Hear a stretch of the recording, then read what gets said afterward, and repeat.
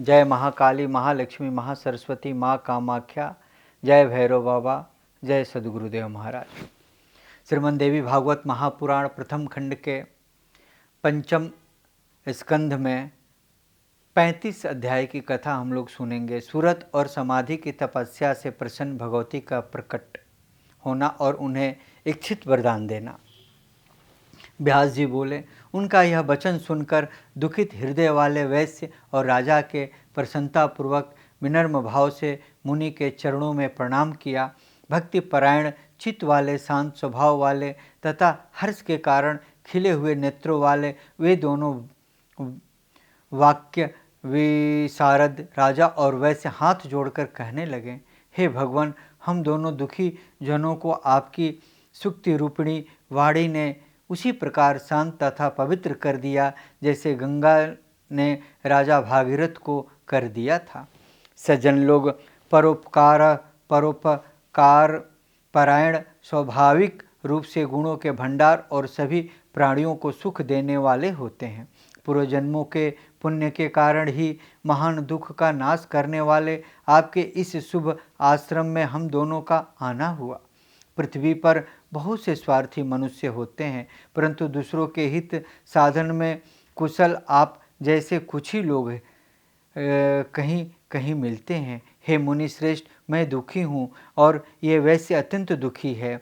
हम दोनों इस संसार से पीड़ित हैं। हे विद्वान, आपके इस आश्रम में आकर प्रसन्नतापूर्वक आपके दर्शन और उपदेश श्रवण से हमारा शारीरिक तथा मानसिक कलेश दूर हो गया। हे ब्राह्मण, आपकी अमृतमयी वाणी के रस से हम दोनों धन्य और कृतकृत्य हो गए। हे करुणा सागर, आपने अपनी कृपा से हम दोनों को पवित्र कर दिया। हे साधो, हम दोनों थककर इस संसार रूपी महासागर में डूब रहे हैं। यह जानकर आप हम दोनों का हाथ पकड़िए और मंत्रदान देकर भवसागर से पार कीजिए। अब अत्यंत कठोर तपस्या करके हम दोनों सुख प्रदान करने वाली जगदम्बा का आराधना करके उनका दर्शन प्राप्त कर अपने अपने घर को वापस जाएंगे। आपके मुख से देवी का नवाक्षर मंत्र ग्रहण करके हम दोनों निराहार रहकर व्रत करेंगे और उस मंत्र का जप करेंगे। व्यास जी बोले, इस प्रकार उन दोनों के आग्रह करने पर मुनि श्रेष्ठ सुमेधा ने उन्हें ध्यान बीज सहित देवी का मंगलकारी नवाक्षर मंत्र प्रदान किया। वे दोनों वैश्य और राजा मुनि से मंत्र और उसके ऋषि छंद देवता का ज्ञान प्राप्त करके तथा उनसे आज्ञा लेकर नदी के अत्युत्तम तट पर चले गए। अत्यंत कृशकाय वे दोनों एकांत में निर्जन स्थान पर आसन लगाकर चिर स्थित होकर बैठ गए।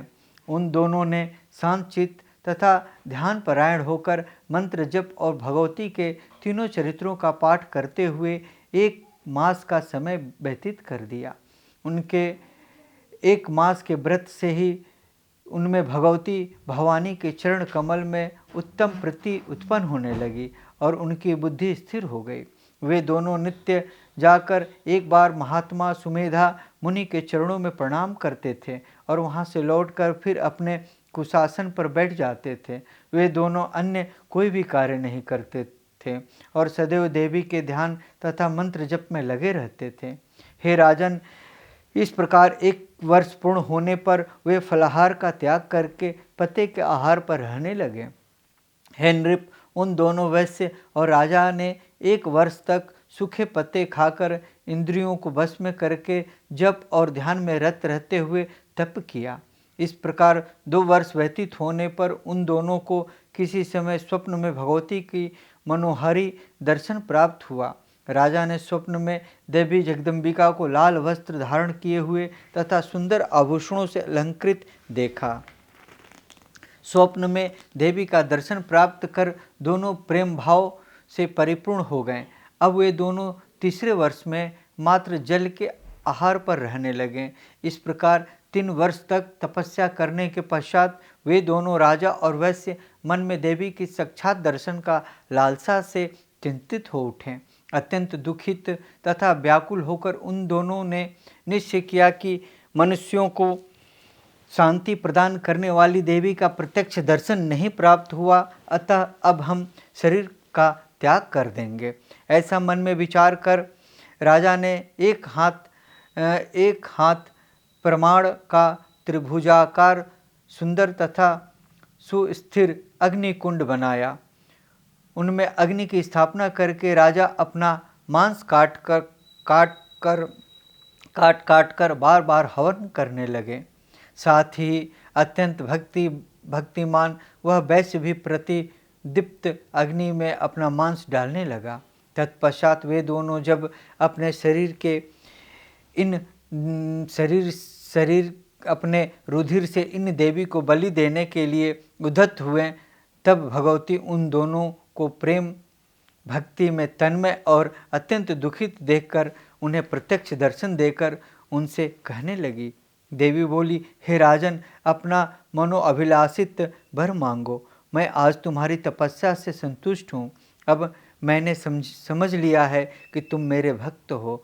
उसके बाद देवी ने वैश्य से कहा, हे महामते, मैं प्रसन्न हूँ। तुम्हारा अभिष्ट क्या है? तुम्हारे मन में जो भी हो मांग लो, मैं उसे दूंगी। व्यास जी बोले, उनके इस वचन को सुनकर प्रसन्न मन वाले राजा ने उनसे कहा कि बलपूर्वक मैं शत्रुओं का नाश कर अपना राज्य प्राप्त करूं, मुझे आज यह वरदान दीजिए। तब देवी ने उनसे कहा, हे राजन, अपने घर को लौट जाओ। तुम्हारे शत्रु शीघ्र ही क्षीण बल वाले होकर पराजित हो जाएंगे। हे महाभग, तुम्हारे मंत्रीगण आकर तुम्हारे पैरों पर गिरेंगे। अब आप अपने नगर में सुखपूर्वक राज करेंगे। हे राजन, अपने विस्तृत साम्राज्य का 10,000 वर्ष तक शासन करके देह त्याग के बाद सूर्य से जन्म प्राप्त करके तुम सर्वणिक मनु हो जाओगे। व्यास जी बोले, शुद्ध हृदय वैश्य ने हाथ जोड़कर कहा, अब मुझे न घर की आवश्यकता है, न धन की, न पुत्र की ही। हे माता, ये सभी बंधन में डालने वाले और स्वप्न की भांति नश्वर है। अतः आप मुझे बंधन का नाश करने वाला और मोक्ष देने वाला दिव्य ज्ञान प्राप्त करें। इस असार संसार में अज्ञानी डूब जाते हैं और ज्ञानी पार उतर जाते हैं, इसलिए वे संसार की इच्छा नहीं करते। व्यास जी बोले, तब अपने समक्ष खड़े वैश्य की बात सुनकर देवी महामाया ने कहा, हे वैश्य श्रेष्ठ, तुम्हें ज्ञान प्राप्त होगा, इसमें संदेह नहीं है। इस प्रकार उन दोनों को वरदान देकर देवी वहीं अंतर्ध्यान हो गई। तब भगवती के अंतर्ध्यान हो जाने पर राजा सूरथ ने उन मुनि श्रेष्ठ को प्रणाम करके घोड़े पर चढ़कर चलने का निश्चय किया। तभी उनके प्रजाजनों और मंत्रीगणों ने वहां आकर प्रणाम किया। वे हाथ जोड़कर खड़े हो गए तथा विनम्र होकर राजा से कहने लगे, हे राजन, आपके शत्रुगण अपने पाप के कारण युद्ध में मारे गए।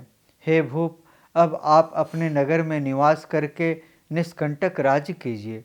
उनकी बात सुनकर राजा मुनि श्रेष्ठ को प्रणाम करके उनसे आज्ञा लेकर मंत्रियों के साथ चल दिए। वे अपने राज्य, स्त्री और बंधु बांधवों को पाकर समुद्र पर्यंत संपूर्ण पृथ्वी का राज भोगने लगे। वैसे भी ज्ञान प्राप्त करके सर्वथा आसक्ति रहित और बंधन से मुक्त होकर तीर्थों में भ्रमण करता हुआ तथा भगवती के गुणों का गान करता हुआ समय व्यतीत करने लगे। इस प्रकार देवी की परम अद्भुत लीला तथा राजा और वैश्य द्वारा की गई उनकी आराधना एवं फल प्राप्ति को मैंने यथार्थ रूप से आपसे कहा।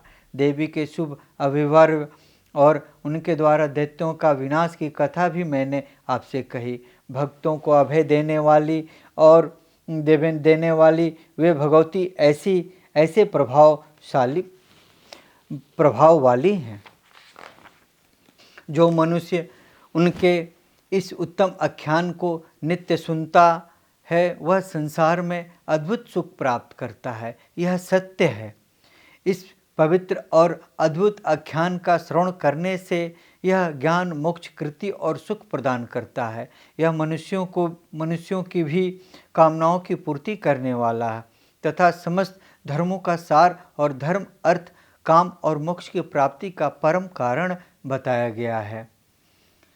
सूत जी बोले, राजा जन्मेजय के पूछने पर सभी अर्थ तत्वों को जानने वाले सत्यवती पुत्र व्यास जी ने उनसे यह दिव्य देवी भागवत संहिता कही। परम दयालु भगवान कृष्ण द्वैपायन मुनि व्यास ने शुभ दैत्य के वध की कथा पर आधारित देवी चंडी का यह चरित्र का वर्णन किया था। हे मुनीश्वरों, समस्त पुराणों का सार स्वरूप का यह इतिहास मैंने आप लोगों से कह दिया। इस प्रकार श्रीमद् देवी भागवत महापुराण प्रथम खंड के पंचम स्कंध में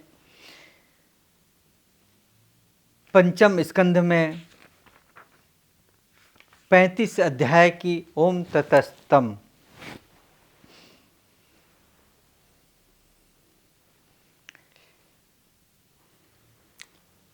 नीचे एक सारांश है, आप लोग सुनिएगा।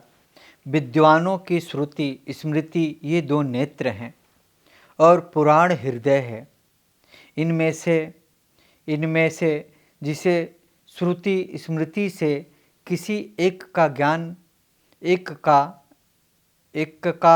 ज्ञान नहीं है, वह काना दोनों के ज्ञान से ही अंधा है। किंतु जो पुराण रूपी विद्या से हीन है, वह तो हृदयहीन या शून्य होने के कारण इन दोनों से भी निकृष्ट है। श्रुति तथा स्मृतियों में कहा गया कि धर्म पुराण में प्रतिपादित है। जिसकी धर्म में जिज्ञासा या रुचि हो, जो पापों से डरता हो, उसे पुराणों का श्रवण करना चाहिए, क्योंकि वही धर्म के मूल हैं। 14 विद्याओं में पुराण विद्या ही उत्तम दीपक है। इसके आलोक प्रकाश में स्थित अंधा भी संसार सागर में कभी नहीं गिरता। श्रीमद् देवी भागवत महापुराण प्रथम खंड के पंचम स्कंद। ओम ततस्तम।